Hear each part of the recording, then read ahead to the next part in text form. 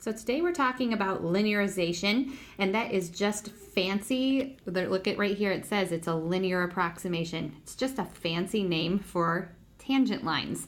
When we talk about linearizing something, they're only talking about creating a linear function that approximates a curve. So that's the same thing as a tangent line. They just give it a new name. So in example 1, my favorite function, y equals x squared, and it says show that the line tangent to the graph of f at 1, 1 is 2x minus 1. So what are the two things we have to write an equation of a tangent line? Well, we need a point and we need a slope. And so to find our slope, we do the derivative.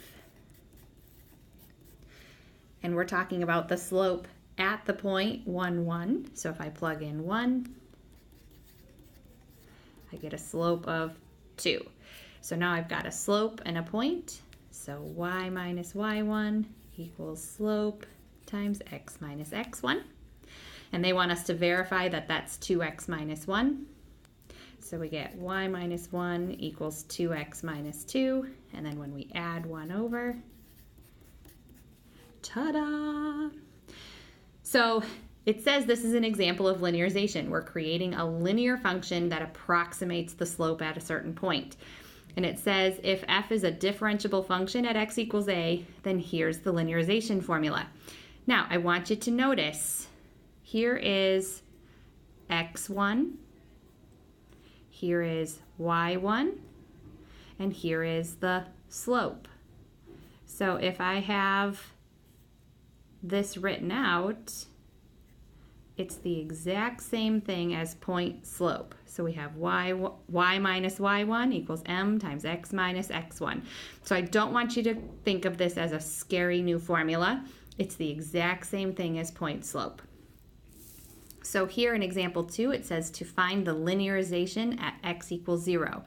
So again, two things we need, a point and a slope. My point is at 0, comma, something. If we plug in 0, 1 plus 0 is 1. Square root of 1 is 1. So the only thing we need is a slope. So would you take a moment and use the chain rule to find the slope of that function? So derivative of the inside is 1. Derivative of the outside is 1 over 2 square roots of u. So we get 1 over 2 square root of 1 plus x. And they want this at x equals 0. So I get 1 over 2 times the square root of 1, which is 1/2. So at x equals 0, the slope is 1/2. So now I've got a point, I've got a slope. So the linearization, and they want you to call it L of x for linearization, is 1 plus the slope and x minus 0. You don't have to put the 0, but you can. So now would you please do all of example 3, and I'll put the answer up in just a moment. So we get our point is pi halves comma 0. Our slope is negative sine of x at pi halves, so we get -1.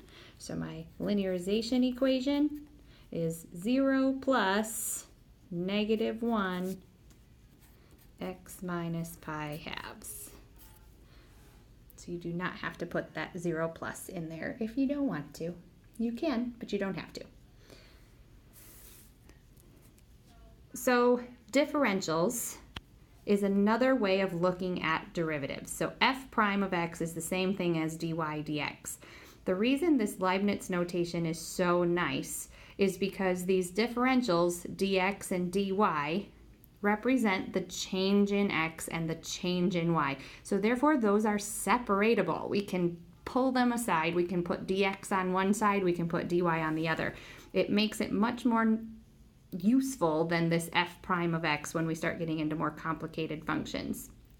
So here it says dy, if you write that equation, f prime of x equals dy dx, that just means dy is the same thing as the derivative of f with respect to x.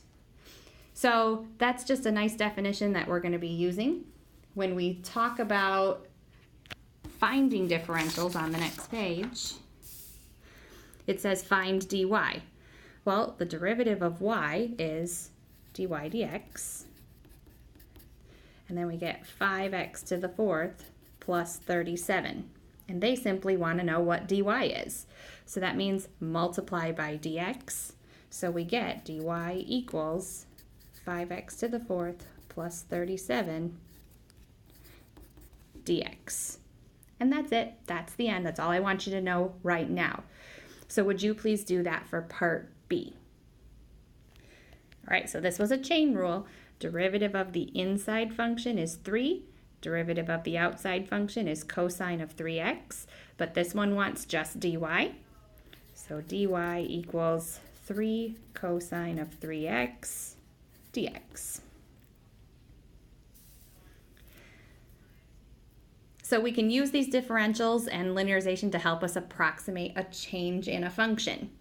So this change in x and change in y, we're looking at if we said change in f with respect to x equals f prime of a, we can say the change in f is f prime of a times the change in x. So here we've got a radius of a circle increasing from 10 to 10.1. They want us to use the change in area to estimate the increase in the circle's area A. Compare that estimate to the true change. So when we're talking about doing an estimate here, first thing we need to know is the area formula for a circle. So area equals pi r squared. So if we want change in area with respect to the radius, that's the same thing as the derivative. So pi is just a number. So when I bring my exponent down, we get 2 times pi r to the first. Now, anybody else mind blown? Come on, the area of, or the change in area of a circle is the circumference. I think it's amazing. All right, so this one we want to know just the change in area. So it says use dA to estimate the area, the change in the circle's area. So dA is just 2 pi r times dr. Well, in this case, my radius was 10, and the change in radius, if you go from 10 to 10.1, was 0.1. So we have 2 times pi times 10 times that change in radius, which was 0.1. And if we multiply all those together, 10 times 0.1 cancels out, so we end up just getting a change in area of 2 pi. Now, the true change in area, if we did pi times 10.1 squared minus pi times 10 squared, when I do 10.1 squared, I get 102.01 pi minus 100 pi. So I end up getting a change of 2.01 pi. So my error here, the difference between my true and my approximate, is, let's put difference, 0.01 pi. That's pretty accurate. And so I want you to make a note that that is our error.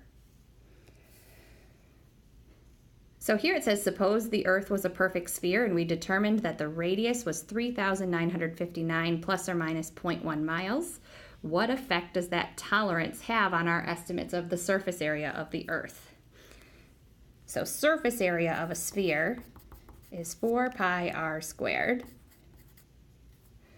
So if I wanted the change in surface area, I'm going to call it ds/dr. Again, 4 and pi are just constants, so I multiply that and I get 8 pi r.